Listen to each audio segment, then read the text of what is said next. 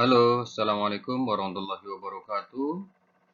Jumpa lagi dengan saya, Kuswantoro, di mata kuliah Geografi Fisik 2 untuk materi tentang infiltrasi.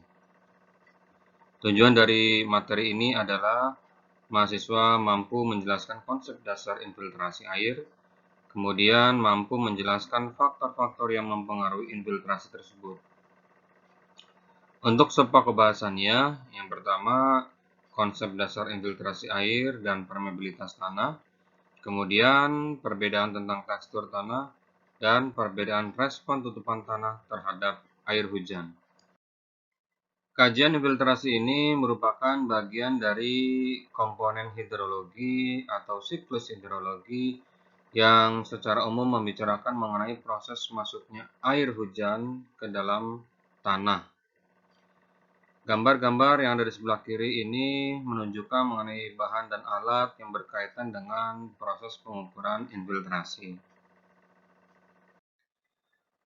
Lingkup kajian infiltrasi ini yaitu masuknya air di zona unsaturated, ya. Zona unsaturated itu merupakan zona yang tidak jenuh, yang sangat dipengaruhi oleh kondisi atmosfer. Proses infiltrasi ini terjadi di wilayah yang memang masih erat kaitannya dengan keberadaan akar-akar dari pepohonan, ya. Jadi kedalaman mulai dari sentimeter hingga beberapa meter dari permukaan tanah. Kajian infiltrasi ini berkaitan erat dengan permeabilitas tanah. Karena bicara masuknya air dari atmosfer ke dalam tanah itu akan sangat dipengaruhi oleh kondisi tanah itu sendiri. Permeabilitas didefinisikan sebagai seberapa mudah aliran air tersebut melalui pori-pori tanah. Sehingga apabila dinyatakan permeabilitas tinggi, berarti aliran air tersebut mudah untuk masuk ke dalam tanah. Dan sedangkan terbaliknya, bila permeabilitasnya rendah, maka menunjukkan tanah tersebut resisten terhadap air atau tanah tersebut tidak mudah ditembus oleh air. Proses masuknya air ke dalam tanah ini akan dipengaruhi oleh gaya absorpsi permukaan butir-butir tanah dan tegangan antar molekul air. Bila kita melihat sampel tanah dengan mikroskop, kita akan melihat kumpulan dari butiran-butiran partikel yang seperti ini. Ya. Mulai dari yang kecil hingga yang besar, dan di antara partikel-partikel tersebut ada yang disebut dengan pori-pori. Ya, ini pori-porinya. Ini pori-pori. Oke. Nah, pori-pori ini yang fungsinya untuk menyimpan air di dalam lapisan tanah ini. Ya. Kemudian, bila kita bandingkan ukuran butiran dari partikel tanah tersebut, ada yang berukuran besar, ada yang berukuran kecil, ya. Partikel dengan ukuran besar tersebut memiliki pori-pori yang berukuran besar pula, ya, seperti ini pori-porinya. Begitu juga dengan partikel tanah yang berukuran kecil, ya, memiliki pori-pori yang kecil pula, ya, seperti ini. Jadi bisa dikatakan semakin besar ukuran dari partikel tanah, maka pori-pori berukuran besarnya atau dikenal dengan makropori memiliki jumlah yang banyak, ya. Begitu juga dengan semakin kecil ukuran butiran partikel tanah tersebut, maka akan memiliki banyak mikropori. Ukuran butiran partikel tanah secara umum dibagi menjadi 3, yaitu sand, yaitu pasir, silt, yaitu debu atau lumpur, dan clay, yaitu liat. Ini kita bisa melihat perbandingannya secara jelas ya dari gambar berikut ini ya. Di mana clay ini berukuran yang sangat kecil sehingga harus dilihat dengan menggunakan mikroskop elektron. Sedangkan silt atau debu atau lumpur partikelnya juga kecil dan harus menggunakan mikroskop biasa. Adapun sand ya atau pasir, ukuran butirannya dapat dilihat dengan mata telanjang, dan kita juga bisa merasakan setiap butir dari pasir tersebut. Kalau kita melihat berdasarkan warnanya, sand atau pasir ini kecenderungan warnanya putih cerah ya. Kemudian untuk silt warnanya agak kecoklatan dan clay warnanya agak kehitaman.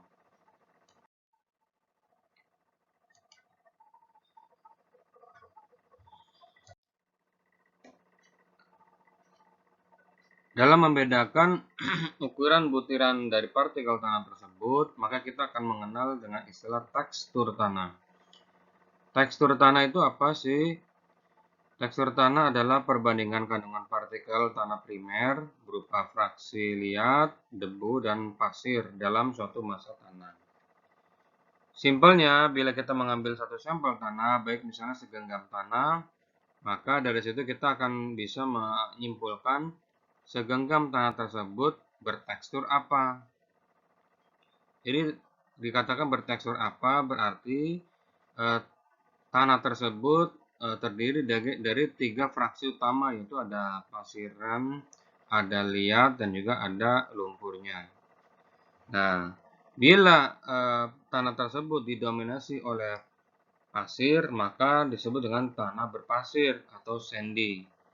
Bila tanah tersebut didominasi oleh liat, yaitu lebih dari 40%, maka tanah tersebut sebagai tanah liat. Nah, bila tanah tersebut didominasi oleh debu atau lumpur dan pasir dengan persentase yang seimbang, maka tanah tersebut disebut sebagai tanah berlembung atau loamy. Kemudian kita juga akan mengenal diagram segitiga tekstur tanah. Nah, diagram segitiga tekstur tanah ini sudah memberikan informasi tekstur tanah berdasarkan komposisi dari fraksi utama tanah tersebut. Misalnya, pada sampel tanah yang diambil, ternyata 20% merupakan tanah liat, 40% merupakan tanah pasir, dan 40% merupakan debu. Maka dari situ kita bisa menentukan dia termasuk tanah yang bertekstur seperti apa. Kita lihat, liat 20%, nah ini adalah liat, clay 20%, makanya kita tarik garis mendatar ya seperti ini. Kemudian pasir 40%, kita tarik garis seperti ini. Kemudian debu 40%, kita tarik garis seperti ini. Maka di titik pertemuannya ini kita akan melihat titik tersebut berada di poligon apa? Oh, ternyata ini berada di poligon loam. Loam itu artinya tanah lempung. Gitu ya. Bila dia ada di titik sini, berarti dia disebut dengan tanah clay. Kenapa disebut tanah clay? Karena presentasi clay-nya ini banyak ya, lebih dari, bisa dikatakan lebih dari 40% atau mungkin lebih dari 60% ya.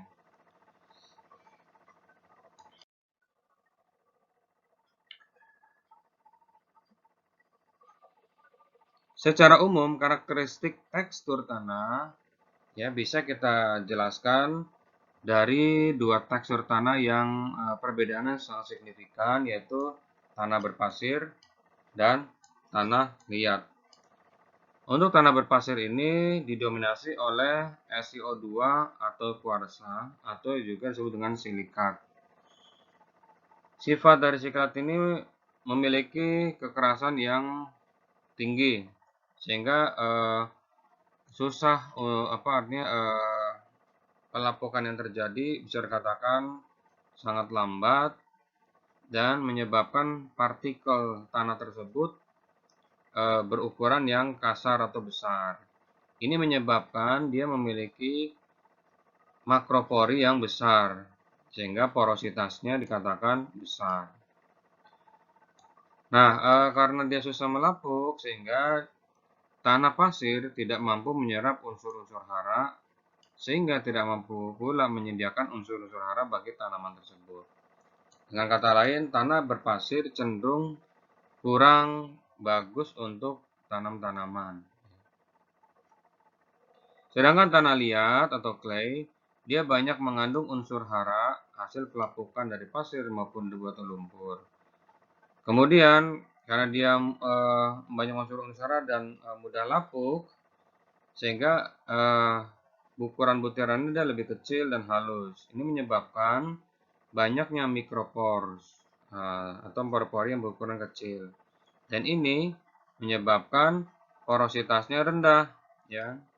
Artinya air sulit untuk bisa melewati tanah tersebut ke dalam, sehingga juga dikatakan memiliki permeabilitas yang rendah. Nah, konsekuensinya bila tanah banyak memiliki mikropori, maka dia akan menyulitkan akar untuk tumbuh dan berkembang.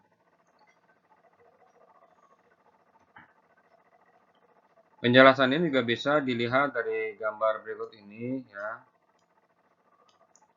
Untuk tanah sand, silt maupun clay, ini adalah ukurannya, ya, dalam milimeter. Kemudian ini jumlah makroporinya, medium size-nya, kemudian micropores-nya, dan percolation. Perkolasi ini adalah proses pergerakan air secara vertikal setelah melewati proses infiltrasi, ya. Jadi perkolasi ini adalah pergerakan air menuju ke lapisan jenuh atau disebut dengan lapisan akuifer. Oke, kemudian kita bisa melihat hubungan antara jumlah ruang pori-pori dengan tekstur tanah. Semakin halus tekstur tanahnya, maka semakin halus tekstur tanahnya, maka volume pori-pori yang besar itu akan semakin kecil, ya. Dan sebaliknya, volume pori-pori yang kecil itu akan semakin banyak, ya. Namun, secara keseluruhan total ruang pori-pori tersebut, ya, semakin bertekstur halus, maka akan semakin meningkat.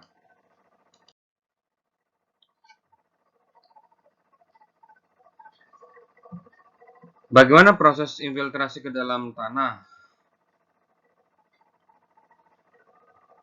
Kalau kita pahami dari arah kanan ke kiri, ya, diasumsikan bahwa suatu daerah tidak mengalami hujan sebelumnya, sehingga menyebabkan tanahnya lebih mendekati kering.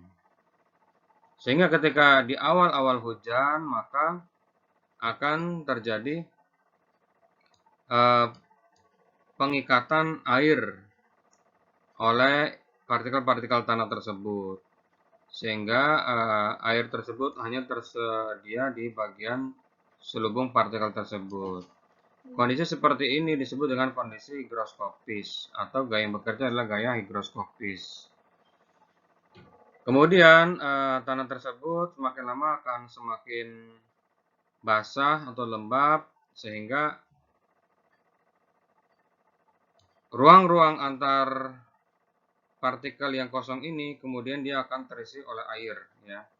Terisi oleh air, sehingga di sini akan bekerja gaya kapiler, atau kondisinya adalah kondisi air kapiler, di mana air tersebut dia bisa bergerak ke berbagai arah melewati kapiler-kapiler ini. Kapiler itu adalah saluran, ya. Kapiler-kapiler di antara pori-pori di antara partikel tanah tersebut, ya. Tanah ini memiliki kemampuan untuk bisa menahan air, ya, di lapisan tersebut, ya. Sehingga ketika dia sudah tidak mampu lagi menahan air pada lapisan tanah tersebut, maka dia akan mengalami pergerakan secara vertikal ke bawah, ya, sehingga ini akan disebut sebagai air gravitasional, yaitu air yang tidak mampu lagi ditahan oleh lapisan tanah tersebut. Nah, air gravitasional ini kemudian dia akan menuju ke lapisan akuifer atau lapisan jenuh. Nah, kita melihat di sini ada garis batas putus-putus, ya. Jadi garis batas yang pertama ini adalah titik layu. Titik layu ini adalah titik atau kondisi peralihan antara kondisi higroskopis dan kondisi kapiler, ya. Nah, di sini juga kita bisa memahaminya bahwa dalam kondisi normal tanaman akan hidup dan dalam kondisi yang segar ketika ketersediaan air, terutama air pada kapiler ini cukup, ya.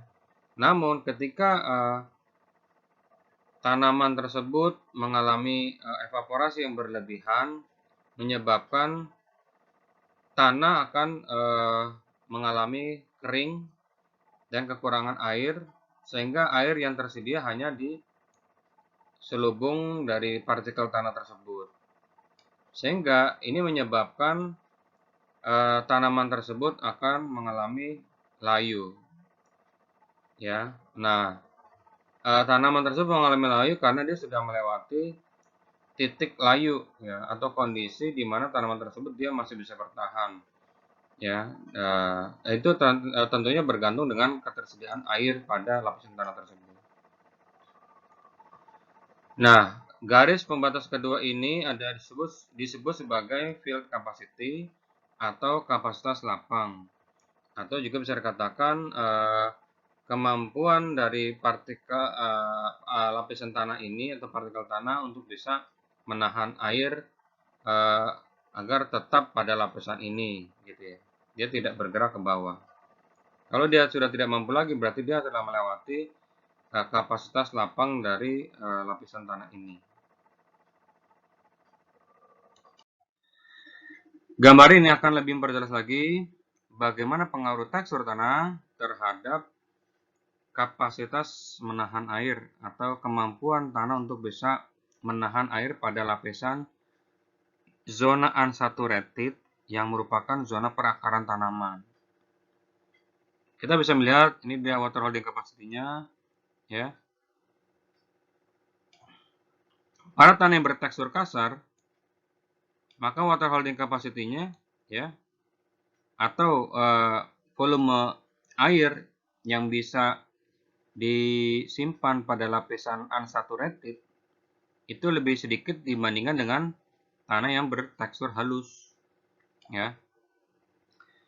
Ya, akibatnya apa? Air gravitasionalnya pada tanah yang bertekstur kasar ini lebih banyak. Maksudnya apa? Berarti air yang jatuh ke permukaan kemudian mengalami proses infiltrasi, air tersebut tidak bisa ditahan oleh perakaran tanaman atau tidak bisa disimpan pada lapisan yang zona perakaran tanaman tersebut. Akibatnya air tersebut lolos dan masuk ke lapisan akuifer.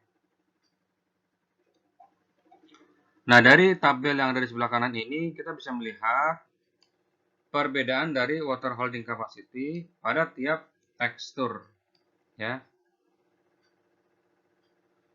Secara umum, tekstur tanah yang kasar memiliki water holding capacity yang rendah. Ya. Tekstur tanah yang halus, water holding capacity-nya tinggi. Ya. Namun, di sini ada yang unik, kita melihat pada tekstur yang loam, ya, yaitu tanah berlempung, dia memiliki water holding capacity yang relatif lebih tinggi dibandingkan dengan clay itu sendiri, ya. Dan yang paling tinggi di sini adalah silt loam atau tanah lempung yang dominannya adalah silt atau lumpur, ya. Artinya presentasi lumpurnya ini bisa dikatakan lebih dari 60%, ya. Dia akan memiliki water holding capacity-nya sekitar 2 sampai 2,5, ya. Untuk lebih memperjelas lagi dari apa yang saya sudah jabarkan di slide sebelumnya, saya sudah siapkan beberapa cuplikan video yang menjelaskan tentang apa itu tekstur tanah dan bagaimana kita bisa mengidentifikasikan tekstur tanah. Nah, video yang pertama ini adalah dengan gelas ukur. Lebih detailnya nanti bisa saudara lihat di link yang ada di emas, maupun nanti di akhir dari video ini akan coba saya jelaskan secara singkat.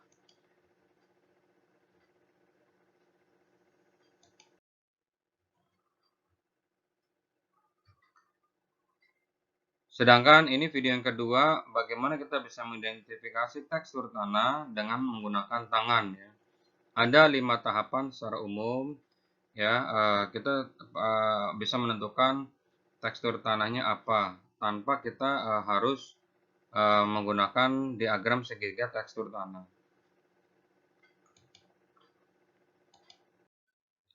Kemudian saya juga sudah siapkan video yang menjelaskan bagaimana air bergerak di dalam tanah pada tekstur maupun bentuk partikel tanah yang berbeda-beda.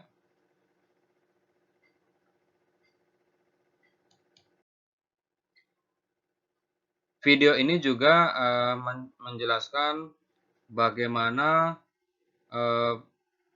respon tanah dengan tekstur yang berbeda ketika diberikan air di atas permukaannya. Mulai dari tekstur berpasir, tekstur lempung, maupun tekstur yang didominasi oleh tanah liat.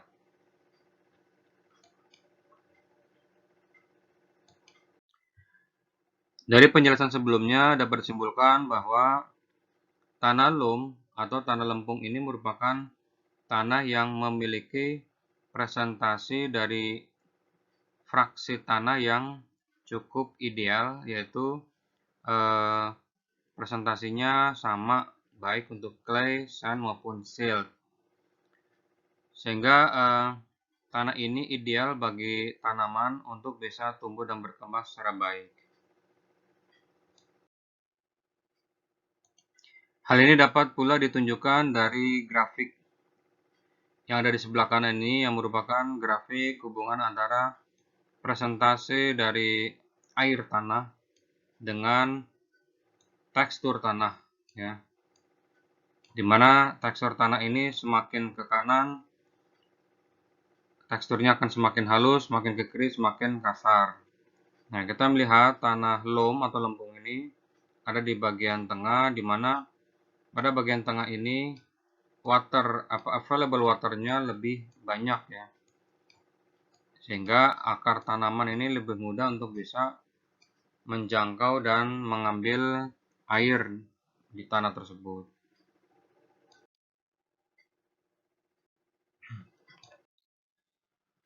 Kemudian faktor-faktor apa saja yang mempengaruhi infiltrasi? Kalau kita mengacu kepada Susro, Darsono, dan Takeda, ada 7 faktor yang mempengaruhi infiltrasi.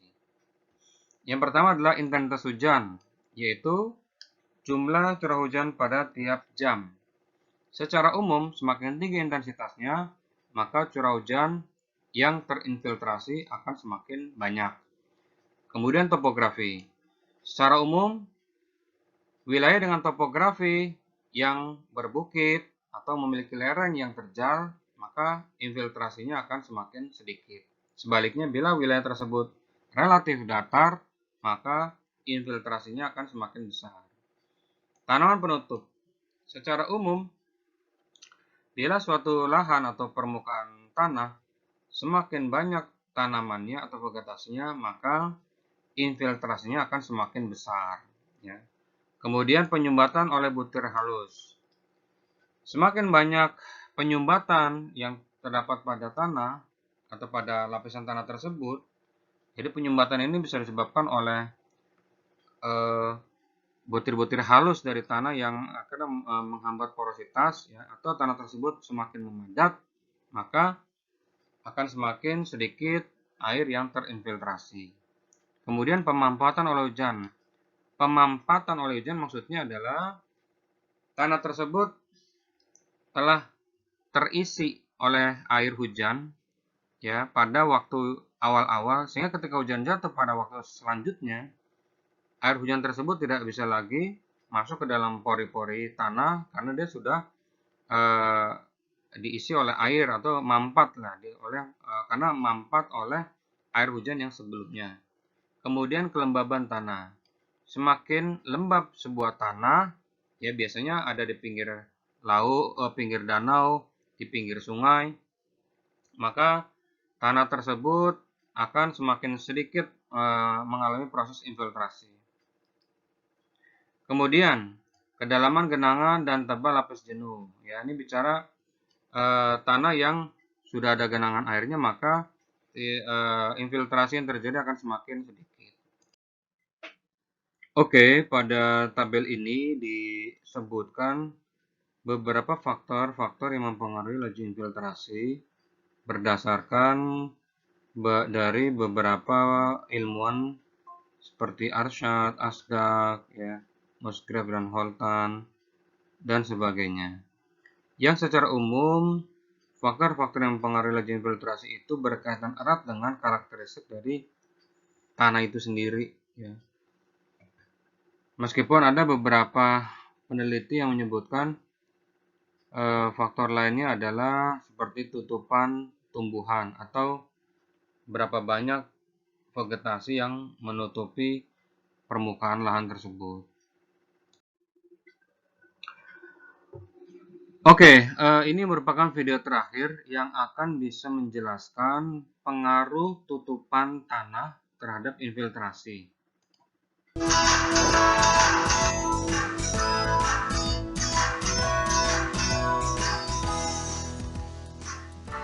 Good morning. My name is Mike Lindsay. I'm a state soil scientist for NRCS in Louisiana.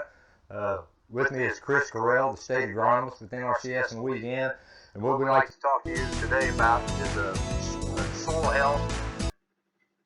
Oke, video yang lengkap nanti saudara bisa tonton sendiri melalui link yang saya kirim di emas maupun dari YouTube.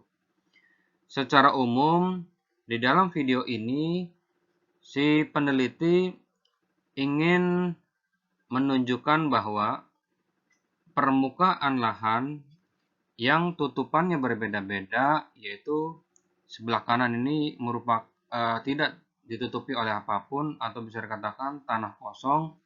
Kemudian di bagian tengah ini yang ditutupi oleh serasah atau tumbuh-tumbuhan yang telah mati, yang telah mengering, atau daun-daun yang telah mengering.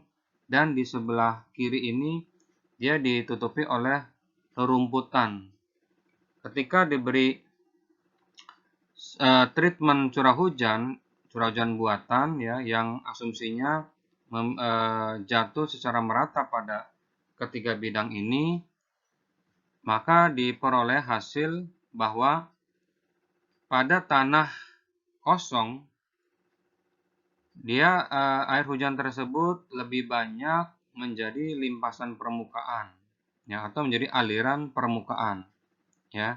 Kita bisa lihat dari botol atau ya botol yang ada di depan ini terisi lebih banyak dibandingkan botol yang belakang. Botol yang belakang ini sebenarnya untuk menyimpan air yang terserap atau terinfiltrasi pada bidang tanah ini, ya. Kita bisa melihat ya, semakin bervegetasi sebuah tanah atau lahan, maka volume air yang terinfiltrasi akan semakin banyak dibandingkan dengan volume air yang menjadi limpasan permukaan. Seperti itu. Oke, demikian apa yang bisa saya sampaikan pada pertemuan kali ini ya, dengan topik mengenai infiltrasi. Apabila ada hal-hal yang dirasa kurang jelas atau ingin ditanyakan, bisa kita diskusi pada sesi selanjutnya. Terima kasih. Wassalamualaikum dan tetap semangat selalu.